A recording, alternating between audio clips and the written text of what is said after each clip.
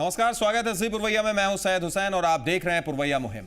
एक वक्त था जब गुरु के ज्ञान के बदले में शिष्य अपने गुरु को मुंह मांगा दान दिया करते थे। इतिहास के पन्ने में एकलव्य और द्रोणाचार्य का उदाहरण तो अतुलनीय है, लेकिन वक्त के साथ साथ आज गुरु दक्षिणा भी बदलती जा रही है। अब ज्ञान पाने के लिए आपको पहले जेब खाली करनी पड़ती है, भले ही उसके बाद आपको ज्ञान की प्राप्ति हो या ना हो, और वो भी इतनी मोटी और मनमानी रकम कि पूछिए मत।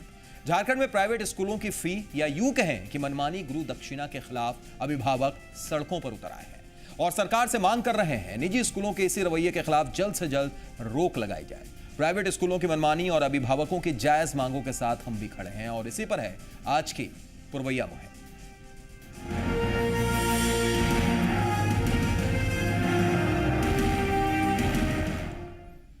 प्राइवेट स्कूलों की मनमानी, रीएडमिशन फी, डेवलपमेंट फी, किताब के साथ साथ बैग और जूते के नाम पर मोटी रकम वसूलने से लेकर कई मदों में अभिभावकों पर प्राइवेट स्कूल दबाव डालते हैं। इन्हीं मुद्दों को लेकर झारखंड में पिछले कई दिनों से अभिभावकों का गुस्सा सड़क पर उतर रहा है। आज अपनी मांगों को लेकर अभिभावक संघर्ष मोर्चा रांची के बिरसा चौक पर धरने पर बैठे। रीएडमिशन, डेवलपमेंट चार्ज और वार्षिक फीस के नाम पर लूट के विरोध में कई जगहों पर अभिभावकों के हंगामे और प्रदर्शन के बाद सरकार के निजी स्कूलों पर लगाम लगाने की कोशिश तो की, लेकिन वो उसमें कामयाब नहीं हो पाए।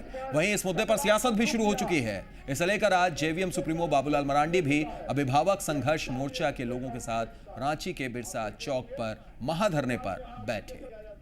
अभिभावक संघर्ष मोर्चा लगातार कई दिनों से इसे लेकर आंदोलन कर रहा है, लेकिन अब उसे मरांडी का साथ भी मिल गया है। ऐसे में जहां अभिभावकों की उम्मीदें थोड़ी बढ़ गई हैं, वहीं सरकार के लिए यह परेशानी की बात भी बन गई है।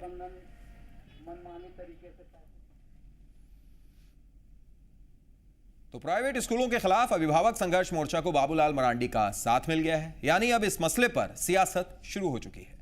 बाबूलाल मरांडी और आंदोलन कर रहे अभिभावकों के साथ बात की है जी मीडिया संवाददाता, देखिए। रांची सहित पूरे प्रदेश में निजी स्कूलों की मनमानी और मनमाना फीस वृद्धि के खिलाफ लोगों में उबाल है। इसको लेकर के विभिन्न मंचों के द्वारा अभिभावक संघ के जो लोग हैं वो जो है आंदोलन कर रहे हैं। आज यहाँ झारखंड के पूर्व मुख्यमंत्री या कहें प्रथम मुख्यमंत्री और जेवीएम सुप्रीमो बाबूलाल मरांडी को भी इस आंदोलन में शिरकत करना पड़ा और इस आंदोलन में अभिभावकों के साथ मंच पे उतरना पड़ा। क्या कुछ कहते हैं बाबूलाल जी से ही जानते हैं। सर, जिस तरह से ये आंदोलन चल रहा है, अभिभावक सड़कों पर उतरे हैं, क्या निजी स्कूलों की मनमानी इतनी बढ़ गई है कि वो सरकार की बातों को सुनने को तैयार नहीं है? देखिए, आप पिछले एक महीना से भी अधिक समय हो गया, अगर आप देख रहे होंगे, प्रत्येक दिन मैं अखबारों में पढ़ता हूँ कि कहीं ना कहीं अभिभावक संघ आंदोलन कर रहे हैं। कभी मोराबादी मैदान से, कभी फरालाल चौक से, कभी बिरसा चौक से। और तब मुझे लगा कि निश्चित रूप से ये मामला गंभीर है। तो प्रत्येक वर्ष कभी रीएडमिशन के नाम पर, कभी डेवलपमेंट के नाम पर मनमानी तरीके से निजी विद्यालय फी वसूल करती है। तो इसलिए हमारा सलाह रहेगी गवर्नमेंट को बिना विलम्ब किए एक कोई सरकार आयोग गठित करे और उसको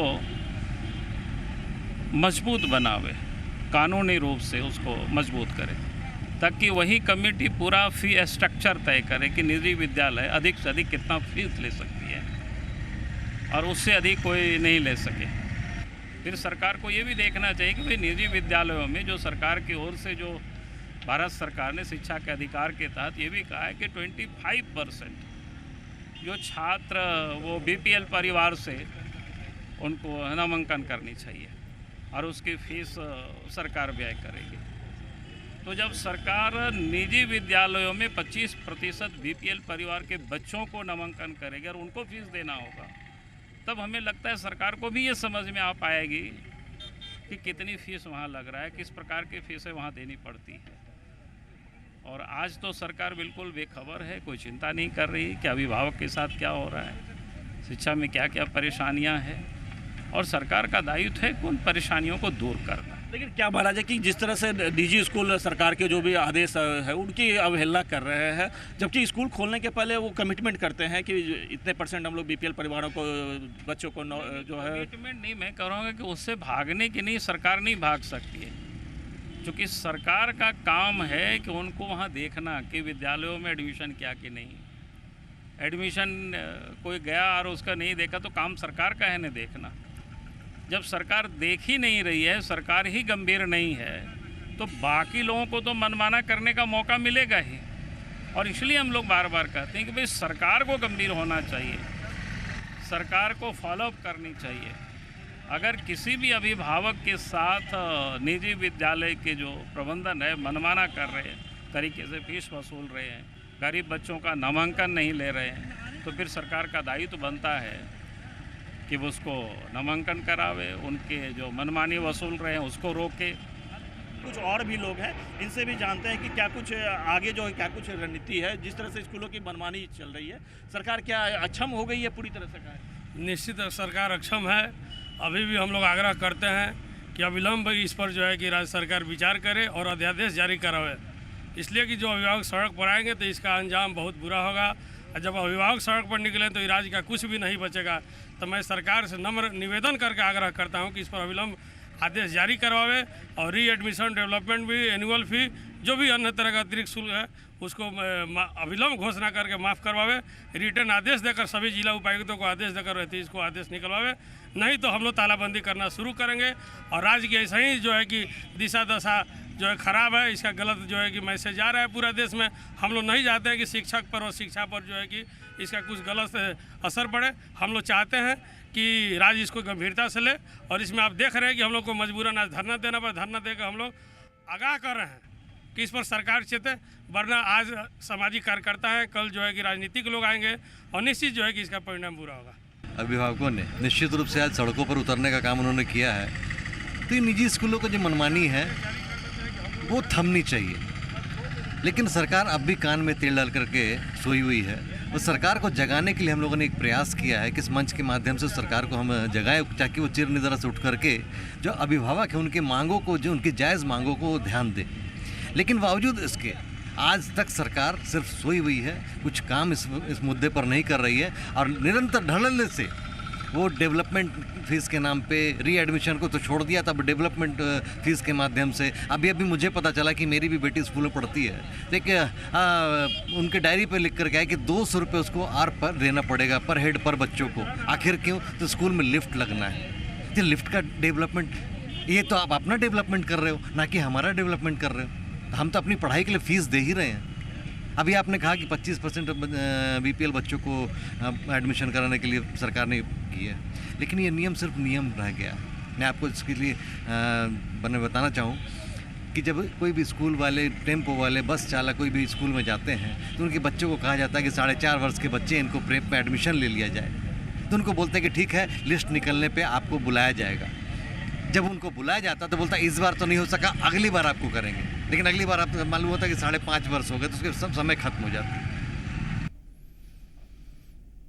तो अभिभावकों की बात आपने सुनी, साथ ही साथ बाबूलाल मरांडी का भी साथ मिलता हुआ नजर आ रहा है, यानी सियासत भी शुरू हो चुकी है। आप भी जुड़ सकते हैं, आप भी अपनी बात रख सकते हैं।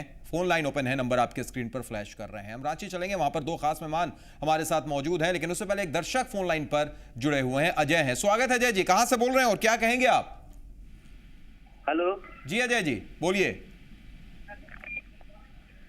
हेलो अजय जी सुन रहे हैं हम, अपनी बात रखिए आप। Hello hello. तो अजय जी आप अपने टीवी का वॉल्यूम पहले बंद कर दीजिए, उसके बाद आप मेरी अपनी बात रख सकते हैं, अपने सुझाव हमें दे सकते हैं। हम सीधे रुख करते हैं रांची स्टूडियो का, जहां इस वक्त हमारे साथ अजय राय जी मौजूद हैं, जो अध्यक्ष हैं अभिभावक संघ के। बहुत बहुत स्वागत है अजय जी आपका। और साथ ही साथ हमारे साथ सुकुमार झा जी हैं, जो कि खुद एक अभिभावक हैं। आपका भी स्वागत है सुकुमार झा जी। पहला सवाल हम अजय जी आपसे करना चाहेंगे, जिस तरीके से ये मुद्दा, ये मुहिम पूरे तरीके से झारखंड में चलने लगी है, आज झारखंड बंद भी बुलाया था एबीवीपी के कुछ कार्यकर्ताओं ने, साथ ही साथ हर तरफ ये हंगामा लगातार कुछ दिनों से हम देख रहे हैं, ये चीज में कुछ अब बदलाव आता हुआ आपको दिख रहा है अजय जी? क्योंकि सरकार पर अब थोड़ा सा दबाव इसलिए भी पड़ सकता है, सियासत भी शुरू हो गई है। बाबूलाल मरांडी भी आज धरने पर बैठे हैं, उन्होंने भी सरकार से आह्वान किया कि इसमें जरूर आप पहल कीजिए। तो क्या लगता है कि कुछ उम्मीद जगी है अब? देखिए, सबसे पहले तो मैं धन्यवाद देना चाहूँगा आपके चैनल के माध्यम से उन सारे राजनीतिज्ञों को कि कम से कम इस महत्वपूर्ण बिंदु पर उन्होंने आगे बढ़ करके कुछ करने की बात कही है। चूँकि हमारा भी यह प्रयास था कि 23 जनवरी 2008 से हमने अभिभावक मंच का गठन करके लगातार इन स्कूलों के खिलाफ संघर्ष करके और बहुत हद तक आम अभिभावकों को जगाने का प्रयास किया। और आज कम से कम इस बात की खुशी है कि राज्य के चारों ओर लोग सड़क पर उतर करके इन निजी माफियाओं के खिलाफ अपना आंदोलन जो है जारी रखे हुए हैं। और आपको एक बात और मैं बताऊं कि हम लोगों ने जो संघर्ष शुरू किया, खास करके इस सत्र 15-16 सत्र को लेकर के जी, वहाँ हमारा सीधा यही कहना है कि किसी भी स्कूल में अगर लगता है कि पैसे की कमी है और उसको लेकर के गार्जियन के सामने वो प्रस्ताव लाना चाहिए, हम लोग उसका स्वागत करेंगे। लेकिन सबसे पहले जो भी निजी स्कूल हो, और आपके चैनल के माध्यम से बहुत सारे ऐसे प्रिंसिपल या प्रबंधन देख भी रहे होंगे, मैं कहना चाहूँगा कि आप अपने पूरे आय व्यय को लेकर के जो आपकी गवर्निंग बॉडी है उसमें पेरेंट्स का भी इन्वॉल्वमेंट उसमें होता है, आप उनके सामने रखिए और उसमें फिर आप बताइए कि आपने जिस मद में जो पैसा लिया है क्या उस मद में आपने खर्च किया है। ट्रांसपेरेंसी होनी चाहिए, ट्रांसपेरेंसी होनी चाहिए। फीस रेगुलेटरी एक्ट की जो बात लगातार हो रही है अजय जी, वो भी होनी चाहिए। बिल्कुल आपके पास हम लौट रहे हैं, सुकुमार जी भी हमारे साथ हैं जो अभिभावक हैं, आपसे भी हम बात करेंगे, लेकिन कुछ दर्शक जुड़े हुए हैं। वेंकटेश सासाराम से हमारे साथ जुड़े हैं, स्वागत है वेंकटेश जी, क्या कहेंगे आप? वेंकटेश जी, हमारी आवाज पहुंच रही है आप तक? तो लगता है कि उनसे हमारा संपर्क नहीं हो पा रहा है। एक और सुधीर हमारे साथ जुड़े हुए हैं रांची से, स्वागत है सुधीर जी, आप बोलिए। सर नमस्कार। नमस्कार, बोलिए। हाँ सर, ऐसा टीवी का वॉल्यूम पहले आप बंद कर दीजिए, गुजारिश है मेरी आपसे, आप टीवी का वॉल्यूम बंद कर दीजिए, सीधे अपनी बात रखिए। बोल रहा हूँ जी, जो आज विडंबना है पूरे देश में कि हर साल बच्चे का सिलेबस 1-2 सिलेबस चेंज करके नया किताब को सेटिंग किया जा रहा है जी। तो इससे क्या हुआ, वातावरण भी खराब हो रहा है, पेड़ कट रहा है, फिर दोबारा क्योंकि विदेश में जो है कि हर हाल में एक ही जो 5वां क्लास किताब जो चलता है तो उसी को फिर 6ठा में दे दिया जाता है, 7वां में दे दिया जाता है, लेकिन यहाँ पर हर साल बदला जाता है। इस पर क्या है कि पेड़ कटेगा तो यहाँ का वायु प्रदूषण होगा, बहुत सारा समस्या उत्पन्न होगा। दूसरा चीज कि यहाँ पर हर साल जो बढ़ाया जा रहा है, गरीब का बच्चा कभी आगे नहीं बढ़ सकता। देश को यदि आगे बढ़ाना है तो निश्चित रूप से बच्चे को शिक्षित बनाना होगा, क्योंकि बच्चे पर कोई नेता का ध्यान नहीं है। इसलिए ध्यान नहीं है क्योंकि वो वोट देने का अधिकार उसका नहीं है, लेकिन कल के दिन में यदि इस तरह से आंदोलन जिस तरह से चलिए, देश के भविष्य पर किसी नेता का भी ध्यान नहीं है। सही कहा आपने, शुक्रिया जुड़ने के लिए और अपनी बात रखने के लिए। एक और दर्शक अमित हमारे साथ रांची से जुड़े हुए हैं, स्वागत है अमित, आप बोलिए, आप क्या कहेंगे? मैं तो सबसे पहले धन्यवाद देना चाहता हूं अजय जी को जी, जिन्होंने ये अच्छा मुहिम चलाया है जी, और कुछ कल्याण की बात सामने आई है जो बच्चों के हित में है। सबसे बड़ी बात है कि नौनिहालों की चिंता करनी होगी जी। फीस का जो स्ट्रक्चर है वो कहीं से भी टोलरेबल है ही नहीं, जिसको एक आम आदमी, जिसे आप आम जनता कहते हैं, वो बर्दाश्त कर पाए ऐसा है ही नहीं जी। इस पे तो सरकार का नियंत्रण है नहीं, पहली बात है जी। ये तो स्कूल का मामला है जी। दूसरी बात है कि हजारों की संख्या में स्कूल राजधानी में खुले हुए हैं।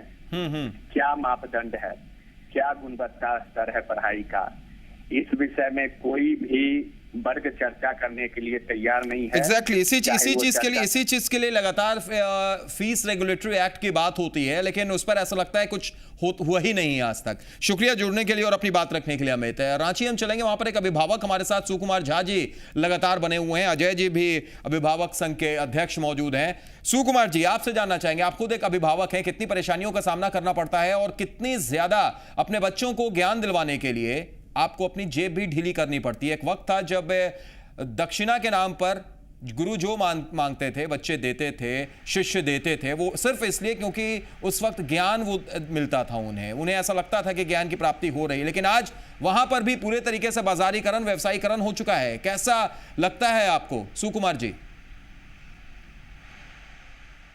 देखिए, सबसे पहले तो मैं ये कहना चाहूँगा जी कि जो जितने भी सरकार बने उनके लंबे लंबे वायदे जी और संविधान के नियम और कायदे, इन सब से हम अभिभावकों के फायदे जो हैं जी, ये पूरा समाज देख चुका है जी। और दूसरा मेरा कहना ये है कि स्कूलों के महंगे दाम जी और ये अधपका ज्ञान जी और समाज में फैला त्राहिमाम जो है वो सबके समक्ष है जी। अब करना यही है कि एक अध्यादेश ला करके सबके लिए एक नियम बने और निजी स्कूलों के जो मनमानी है वो शिकंजा कसे, तभी जाके राहत मिलेगा सभी अभिभावकों को।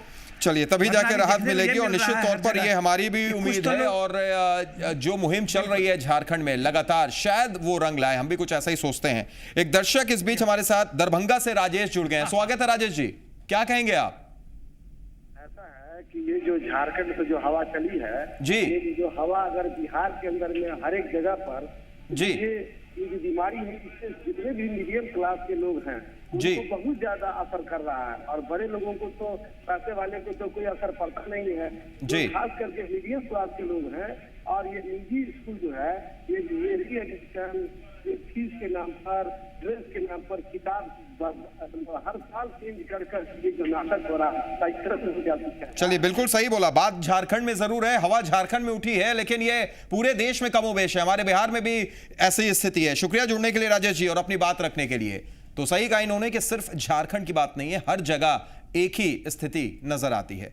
चलिए थोड़ा आगे बढ़ते हैं हम। प्राइवेट स्कूल की मनमानी के खिलाफ गुस्सा सिर्फ रांची में नहीं है, बल्कि पूरे झारखंड का यही हाल है। एबीवीपी ने आज स्कूलों की मनमानी के खिलाफ बंद भी बुलाया था, जिसकी 2 तस्वीरें हम आपको दिखाने जा रहे हैं। आपके टेलीविजन स्क्रीन पर कुछ ही देर में 2 तस्वीरें आप देखेंगे। आपको बता दें हम कि इस वक्त जो आप 2 तस्वीर देख रहे हैं, पहली तस्वीर हजारीबाग की है, जहां पुलिस ने आज अखिल भारतीय विद्यार्थी परिषद के कार्यकर्ताओं पर जमकर लाठियां भाजी। लाठीचार्ज में बीवीपी के कई कार्यकर्ता घायल भी हुए हैं। सुबह से ही कार्यकर्ता स्कूलों को बंद करा रहे थे। इस दौरान जब कार्यकर्ता जेवियर स्कूल को बंद कराने पहुंचे तो वहां मौजूद पुलिसकर्मियों ने उन्हें ऐसा करने से रोका, लेकिन जब वो नहीं माने और जबरदस्ती करने लगे तो पुलिस ने उन पर लाठीचार्ज भी किया। लाठीचार्ज में बीवीपी के कई कार्यकर्ताओं को गंभीर चोटें आई हैं। और दूसरी तस्वीर हम आपको कोडरमा की दिखा रहे हैं। कोडरमा में भी निजी स्कूलों के मनमानी के खिलाफ एबीवीपी के छात्रों का गुस्सा फूट पड़ा। नाराज छात्रों ने रांची पटना रोड को पूरी तरह से जाम कर दिया और सड़क पर जमकर हंगामा किया है। जाम की वजह से रांची पटना रोड पर गाड़ियों की लंबी कतार भी लगी। वहीं छात्रों ने कहा है कि अगर जल्द ही निजी स्कूलों की मनमानी पर रोक नहीं लगाई गई तो उनका आंदोलन और भी तेज होगा। तो मनमानी के खिलाफ लगातार आंदोलन चल रहा है।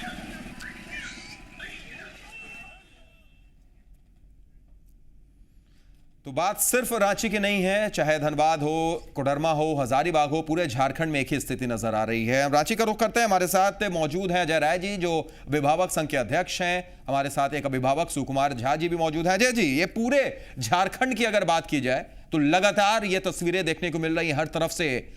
आपसे मेरा एक सवाल, फीस रेगुलेटरी एक्ट की बात होती है, सरकार वहां पर क्या करती है? क्योंकि अगर वो फीस रेगुलेटरी एक्ट अगर लागू हो जाए तो शायद ट्रांसपेरेंसी की जो आप बात कर रहे थे कुछ देर पहले, वो हो सकती है।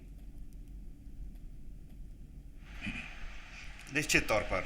और आपको मैं बताऊं कि सबसे पहले जो जवाबदेही है सरकार के जो विभाग है, मानव संसाधन विभाग, वहां के अधिकारियों के ऊपर में जवाबदेही बनती है कि वो किन जिलों में जो नोडल पदाधिकारी जो रखे गए हैं उनका कम से कम जवाबदेही तय करना, ये उनकी जवाबदेही बनती है।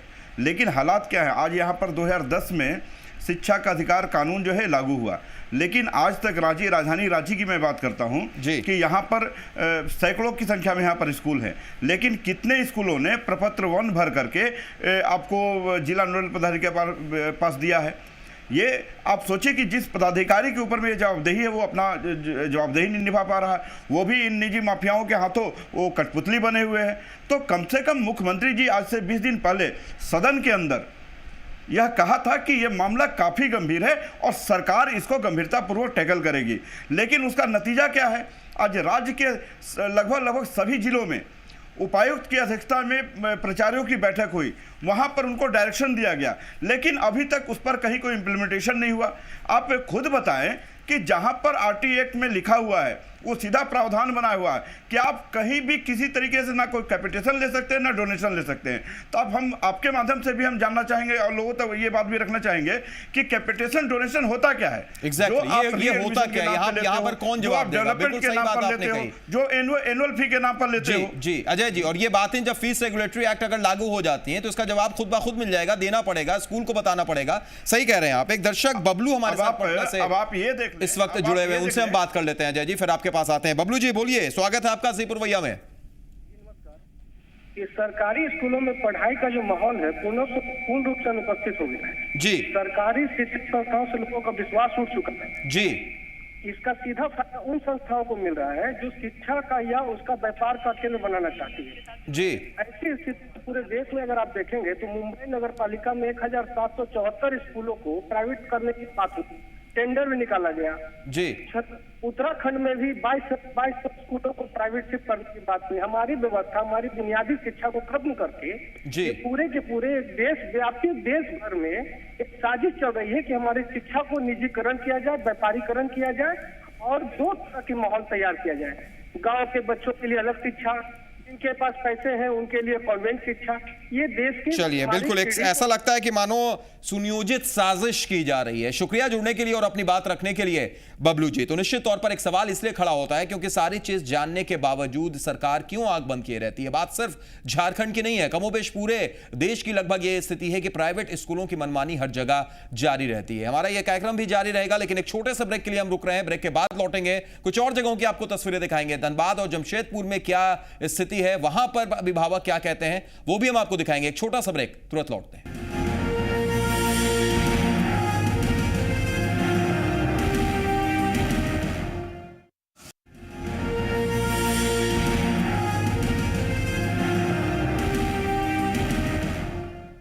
ब्रेक के बाद स्वागत है। पुरवैया मुहिम में हम लगातार बात कर रहे हैं आज कि किस तरीके से पूरे झारखंड में निजी स्कूलों की मनमानी के खिलाफ अभिभावक सड़क पर उतरे हुए हैं। ब्रेक से पहले हमने आपको कोडरमा, हजारीबाग, रांची की तस्वीर दिखाई थी, लेकिन धनबाद का भी यही हाल है। धनबाद में भी री एडमिशन को लेकर अभिभावक में काफी गुस्सा है। अभिभावक की अगर मानी जाए तो री एडमिशन को शिक्षा माफिया स्कूल में हावी है। इसको लेकर सरकार को कड़ा कदम उठाने की जरूरत है और मुख्यमंत्री के आदेश के बाद भी री एडमिशन फी धनबाद में जारी है। क्या है अभिभावकों का कहना, सुनाते हैं। मेरे ख्याल से री एडमिशन लेना एक तरह से कानूनी अपराध के श्रेणी में आ जाएगा। मेरी अपनी सोच ऐसी है कि जब एक बच्चा आपके यहाँ पहले एडमिशन ले लिया है तो री एडमिशन के नाम पर गार्जियन के जेब में बोझ देना किसी से कहीं किसी सूरत में तर्कसंगत नहीं लगता है। और इसका विरोध जितना हो रहा है मेरे ख्याल से और ज़्यादा विरोध होना चाहिए, ये बंद होनी चाहिए। री एडमिशन से जो भी मिडिल क्लास के लोग हैं वो काफ़ी हकलान है।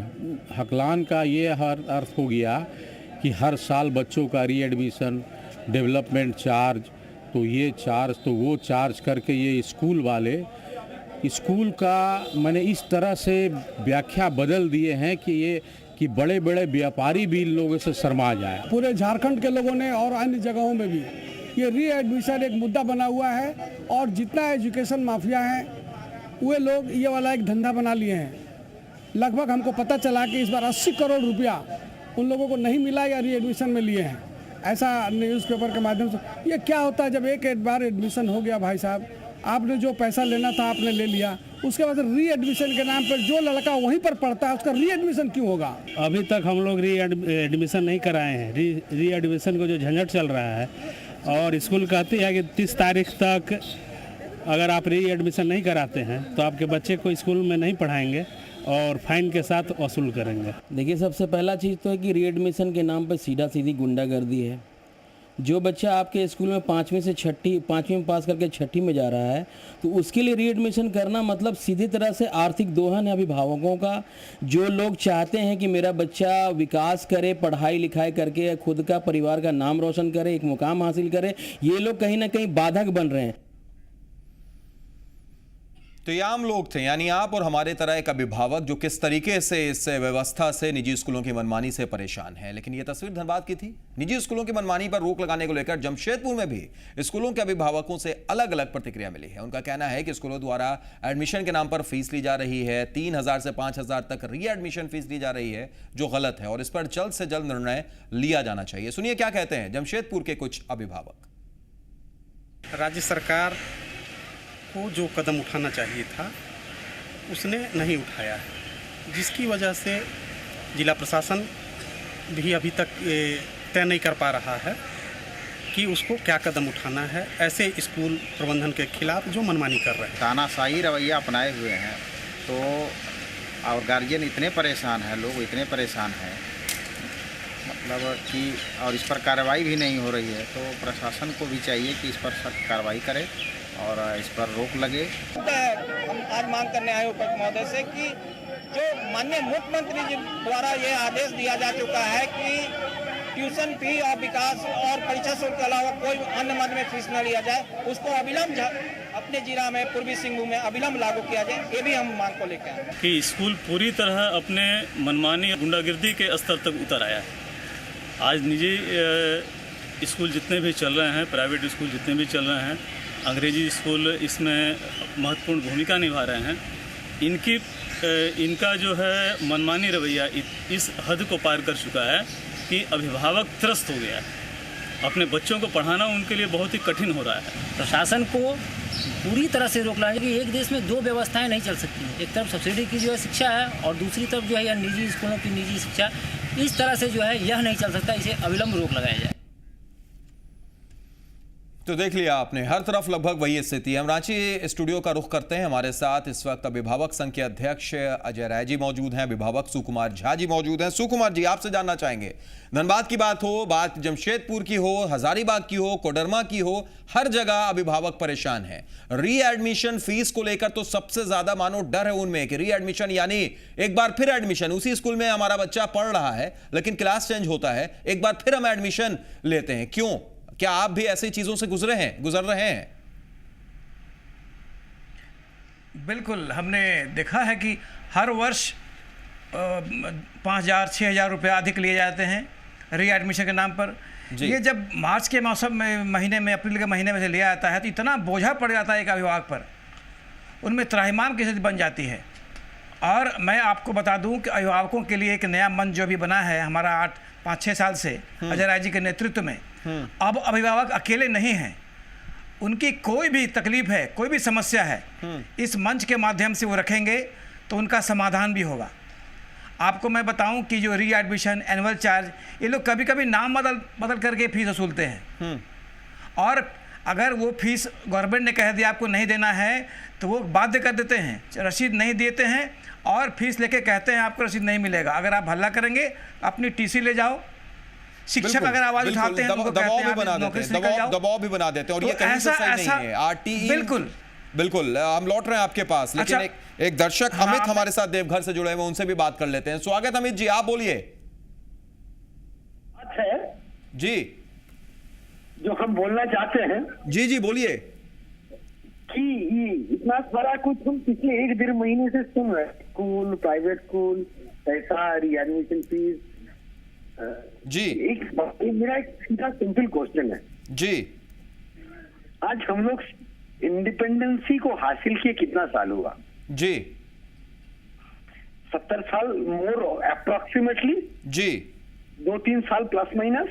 जी, तो आज हम अपने बच्चे को प्राइवेट स्कूल में क्यों देने जाएंगे? जी, हम तो खुद सरकारी स्कूल में पढ़े हैं। यानी आप ये कहना चाह रहे हैं कि आजादी के 68 साल बाद भी सरकारी स्कूलों की तस्वीर अगर बदल जाती तो 67 years से जी, from 67 years 1947 they have not worried about the education।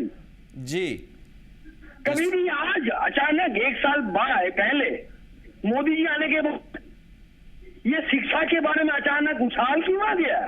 जी बिल्कुल सही कह रहे हैं। सियासत। चलिए, शुक्रिया जुड़ने के लिए और अपनी बात रखने के लिए अमित जी। एक और दर्शक पटना से हमारे रेगुलर कॉलर उपेंद्र जुड़ गए हैं। स्वागत उपेंद्र जी, आप बोलिए, क्या कहेंगे?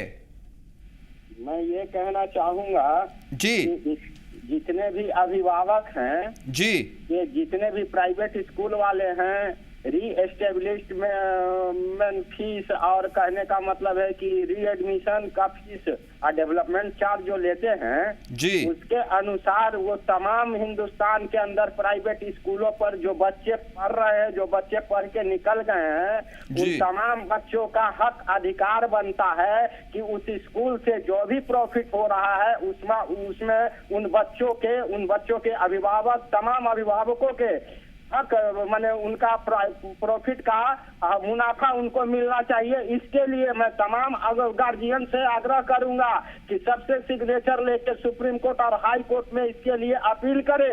जी, दूसरी बात मैं ये कहना चाहता हूँ, ये जनता जो इतना त्रस्त है, ये सरकार जो ध्यान नहीं दे रही है।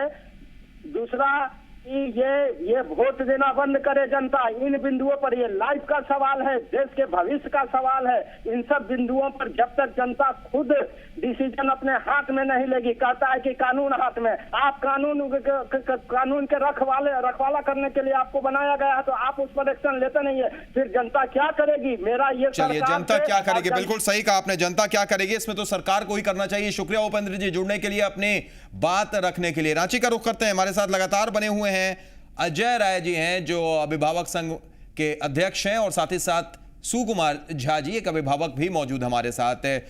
अजय जी, आपसे जानना चाहेंगे, जो जनता लगातार जुड़ रही है, जो दर्शक हमारे साथ लगातार जुड़ रहे हैं, आम इंसान जिनके बच्चे स्कूल में पढ़ रहे हैं, निश्चित है उनका कहना और सही है उनका यह कहना कि भाई आज़ादी के 67 साल बाद भी आज भी सरकारी स्कूल की अगर स्थिति अच्छी हो जाती तो शायद ये मनमानी हम नहीं देखते प्राइवेट स्कूल की। और दूसरा सवाल आपसे कि जो रीएडमिशन फीस या अलग अलग मदों में जो पैसा लिया जाता है, इसके लिए क्या सरकार की आंख बंद है, प्रशासन की आंख बंद है, सोई हुई है सरकार? देखिए, अगर सरकार जगी हुई होती तो ये अपनी मनमानी इस तरीके से निजी स्कूल वाले नहीं करते। दिसंबर माह में माननीय झारखंड हाई कोर्ट की ओर से इस दिशा में, चूंकि हम लोग लगातार केस लड़ रहे हैं, 2008 से ही हम लोग का लगातार स्कूलों के खिलाफ केस जो है वो लगातार हम लोग लड़ रहे हैं, तो झारखंड हाई कोर्ट ने दिसंबर माह में फीस रेगुलेटरी एक्ट बनाने को लेकर के एक कमेटी का अविलंब गठन करके इसको पूरा करने की बात कही थी। दिसंबर माह में ये मामला हुआ था, 16 दिसंबर को इसकी पहली बैठक हुई थी, उसका सदस्य मैं भी हूँ। और आज जाकर के जो है, आज के दिन, आज मैं मीटिंग में था 11 बजे से, आज जाकर के वो ड्राफ्ट तैयार हुआ है और ये ड्राफ्ट अब कल से परसों के बीच में सरकार के पास चला जाएगा। अब देखना ये है कि सरकार इसको लागू कब करती है, और इसमें हम लोगों ने हर एक पहलुओं को, चूंकि 4 अलग अलग राज्यों के जो एक्ट बने हुए थे उसकी पूरी समीक्षा करके इसको हम लोगों ने तैयार करवाया है। और उसमें अगर ये एक्ट लागू हो जाती है तो निश्चित तौर पर आम अभिभावकों को तो पूरी राहत होगी ही, कम से कम इस सरकार के लिए भी एक उपलब्धि होगी कि कम से कम इस रघुवर जी के नेतृत्व में जो सरकार चल रही है वो हम आपसे बस जानना चाहेंगे अजय जी। लेकिन उससे पहले एक दर्शक बोकारो से जुड़े हुए हैं, अरविंद हैं, उनसे बात कर लेते हैं जरा। स्वागत अरविंद जी, आप बताइए आपके बोकारो का क्या हाल है? बोकारो के जितने भी प्राइवेट स्कूल है सभी में एनुअल चार्ज का ये सिस्टम है, वो उससे अभिभावक बहुत ही परेशान है। इस पे थोड़ा सा ध्यान दिया जाए, जिससे मैं रिक्वेस्ट करूंगा कि इस पे भी थोड़ा सा, इस बिंदु पर भी थोड़ा ध्यान दें। चलिए, बिल्कुल शुक्रिया अरविंद जी जुड़ने के लिए, अपनी बात रखने के लिए। बोकारो से ही एक और दर्शक किशोर हमारे साथ जुड़े हुए हैं। किशोर जी, आप बताइए। हेलो जी किशोर जी बोलिए, सुन रहे हैं हम। मैं ये बताना चाह रहा हूँ जी, ये स्कूल में रीएडमिशन का नाम बदल कर क्यों एक्शन लिया जा रहा है? जी बिल्कुल, रीएडमिशन के नाम पर और इस तरीके की फीस क्यों ली जाती है? शुक्रिया जुड़ने के लिए किशोर जी और अपनी बात रखने के लिए। अजय राय जी, सवाल बार बार यही कि आखिर जिन मदों में पैसा लिया जाता है वो पैसे कहां जाते हैं, क्या उसके बारे में जानकारी रहती है कि नहीं रहती है? फीस रेगुलेटरी एक्ट की बात होती है, आप कुछ एक्ट की बात कर रहे थे कि वो एक्ट आप लेकर सरकार के पास 1-2 दिन के अंदर में उसकी कॉपी देने वाले हैं, थोड़े से उस एक्ट के बारे में भी हमें बताइए आप। उसमें हर एक पहलुओं को उसमें रखा गया है कि किस स्कूल की क्वालिटी क्या है, उसका इंफ्रास्ट्रक्चर क्या है और उसके हिसाब से उसका परफॉर्मेंस क्या है जी। क्योंकि लगातार अगर मान ले कोई स्कूल बढ़िया परफॉर्मेंस कर रहा है और वहाँ पर फैसिलिटीज वो ज़्यादा दिए हुए हैं, तो उस हिसाब से एक लिमिटेशन के तहत वहाँ पर फीस का जो है वो निर्धारण होगा। और साथ ही साथ हर स्कूल का एक ग्रेडेशन, यानी पूरे तरीके से ट्रांसपेरेंसी करने की कोशिश। अगर फीस रेगुलेटरी एक्ट वाली बात ना भी हो, अगर ये एक्ट लागू हो जाए। चलिए, बिल्कुल अजय जी, समझ रहे हैं हम। एक अंतिम प्रतिक्रिया आपकी भी लेना चाहेंगे सुकुमार झा जी, क्या उम्मीद है आपको? देखिए, उम्मीद तो बहुत है। अभी जो एक्ट लागू हो जाएगा जी तो लाभ तो सभी को होगा, लेकिन एक सबसे बड़ी बात क्या है जी, विद्यार्थी को कहते हैं एक तरफ कि विद्यार्थी को सुख त्याग देना चाहिए, ठीक है जी। अधिक सुख में विद्यार्थी रहेंगे तो पढ़ नहीं पाएंगे, और स्कूल में सुविधा के नाम पर पैसा वसूलना ये कहां तक सही है? चलिए, ये कहां तक सही है? बिल्कुल यही बात हम पहले कह रहे थे कि पहले गुरु दक्षिणा होती थी, जब एकलव्य और द्रोणाचार्य जैसा उदाहरण हमारे भारत में मौजूद है, और अब देखिए गुरु दक्षिणा के नाम पर किस तरीके से क्या कुछ हो रहा है। यानी वक्त के साथ साथ रूप भी बदला और पूरे तरीके से बाजारीकरण भी आकर खड़ा हो गया। बहुत बहुत शुक्रिया अजय जी जुड़ने के लिए और अपनी बात रखने के लिए। सुकुमार जी आपका भी बहुत बहुत शुक्रिया। हमें उम्मीद है कि निश्चित तौर पर यह मुहिम रंग लाएगी और निजी स्कूलों के खिलाफ जिस तरीके से अभिभावकों की आवाज उठ रही है, मनमानी कर रहे हैं निजी स्कूल वाले, शायद उस पर थोड़ी सी लगाम सरकार लगा पाने में कामयाब हो जाए। एक छोटे से ब्रेक के लिए हम रुकेंगे, लेकिन आप कहीं मत जाइएगा क्योंकि ब्रेक के उस पार एक ऐसी तस्वीर दिखाएंगे जिसे देखकर आप भी यही कहेंगे कि क्या आज हम किस सदी में जी रहे हैं और क्या आज भी कुछ इस तरीके का कानून हमारे समाज में है, हमारे देश में है। क्या है वो? एक छोटा सा ब्रेक दिखाएंगे आपको।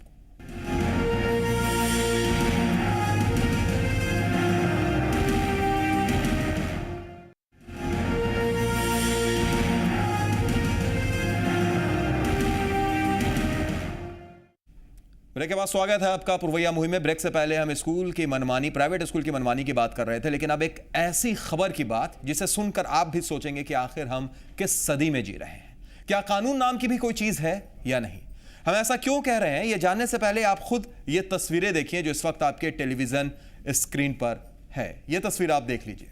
खबर बेगूसराय की है, जहां लोगों ने कानून को अपने हाथों में लेते हुए चोरी के आरोप में बच्चों के सिर मुंडवा दिए और उन्हें घुमाया गया है। घटना नगर थाना क्षेत्र के विष्णुपुर मोहल्ले की है।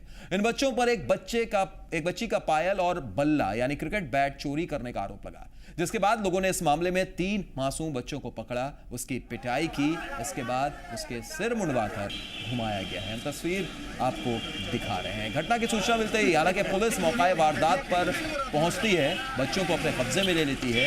फिलहाल पुलिस के पास चोरी की शिकायत करने वाला अभी तक कोई नहीं है, इसलिए पुलिस कुछ भी कहने के लिए तैयार नहीं। हालांकि बच्चे ठीक ढंग से कुछ भी नहीं बोल पा रहे हैं, लेकिन यह घटना हमारे समाज पर बड़ा सवाल खड़े करती है। ये देखिए, ये किस तरीके का इंसाफ है, हम किस सदी में जीत रहे हैं, ये किस खाप पंचायत की ये तस्वीर हम आपको दिखा रहे हैं।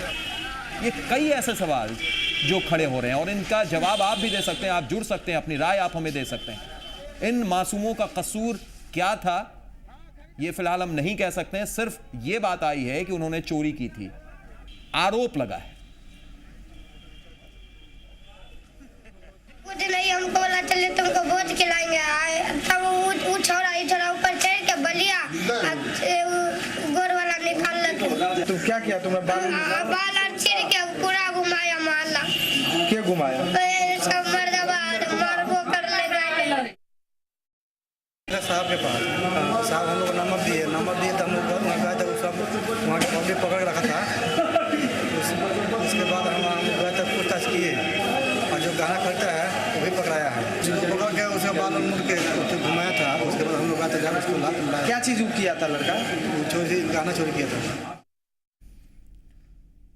क्या चोरी किया था ये सवाल नहीं है, चोरी उसने किया था नहीं किया था आरोप लगा है, लेकिन ये किसने हक दिया कि आप उसका सिर मुंडवा के पूरे शहर में घुमाइएगा, वो भी मासूम बच्चों का? क्या बेगूसराय में कुछ अलग कानून चलता है? इस पर हम चर्चा करेंगे, आप भी जुड़ सकते हैं, आप भी अपनी राय दे सकते हैं। इस वक्त हमारे साथ स्टूडियो में मौजूद हैं डॉक्टर सुमन लाल हैं जो समाजसेवी हैं। बहुत बहुत स्वागत है आपका सुमन जी। और साथ ही साथ जी मीडिया संवाददाता अमित कुमार भी हमारे साथ बने हुए हैं। अमित, आपका भी स्वागत है। पहला सवाल आपसे करना चाहेंगे सुमन जी, ये तस्वीरें आपने देखी, आप खुद एक समाज सेविका हैं और इन तस्वीरों को देखने के बाद हम किस सदी में रह रहे हैं? एक सवाल तो जरूर उठता है, क्या आज हम किसी खाप पंचायत में जी रहे हैं, किसी खाप पंचायत में रह रहे हैं? एक बच्चा अगर इस तरीके की गलती करता है, हालांकि अभी तक ये तय नहीं हुआ है तुतली जबान में वो किस तरीके से बोल रहा है, जो सही से अभी बोल भी नहीं पा रहा है, उसका हम सर मुंडवा देते हैं, उस पर आरोप लगा देते हैं कि उसने चोरी किया है और उस आरोप के बाद उसको इस तरीके से हम घुमाते हैं, ये क्या है?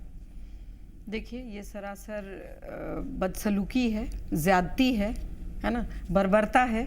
इस तरीके से बच्चों के ऊपर कार्रवाई करने का किसी के को भी हक नहीं है, चाहे वो पुलिस होती या चाहे वो कोई समाज का गरीब या अमीर या कोई मजबूत तबका होता, इससे कोई बहस नहीं है।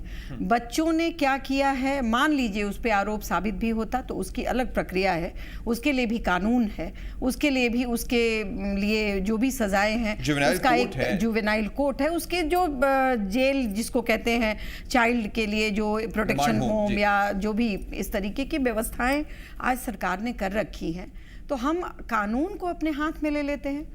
हम कानून के साथ खिलवाड़ करते हैं। सामंती सोच का ये सारा ये फल है कि लोगों को ये समझ में आती है बात। एक तो बच्चों को लोग कमजोर मानते हैं क्योंकि बच्चे वोटर नहीं हैं, इसलिए बच्चों के लिए उठ करके कोई तुरंत हड़ताल नहीं करता है, बच्चों के लिए उठ करके कोई भी इतनी लड़ाइयाँ नहीं लड़ता है, और इसलिए बच्चे जो हैं हमेशा ही बहुत वल्नरेबल सिचुएशन में होते हैं। तो ये एक तो उनका उम्र कम होना, उनका वल्नरेबल होना, उनका वोटर इसमें नहीं होना उनको बहुत ही कमजोर बनाता है, बिल्कुल कमजोर बनाता है। लेकिन आपको एक अपडेट भी दे दें, इस पर एक अपडेट भी हमारे पास इस वक्त आ रहा है। आपको बता दें कि एक शख्स को हिरासत में भी लिया गया है। हालांकि इस मामले में जब हमने खबर दिखाई और उस खबर दिखाने के बाद सबसे पहले ज़िपुर भैया ने शाम 5 बजे इस खबर को दिखाया था, और उस खबर के दिखाने के बाद अब इसमें एक असर ये कि एक शख्स को हिरासत में भी लिया गया है। मामले में एक शख्स को हिरासत में लिया गया है। शाम 4 बजे, माफ कीजिएगा, सबसे पहले ये खबर हमने आपको दिखाई थी।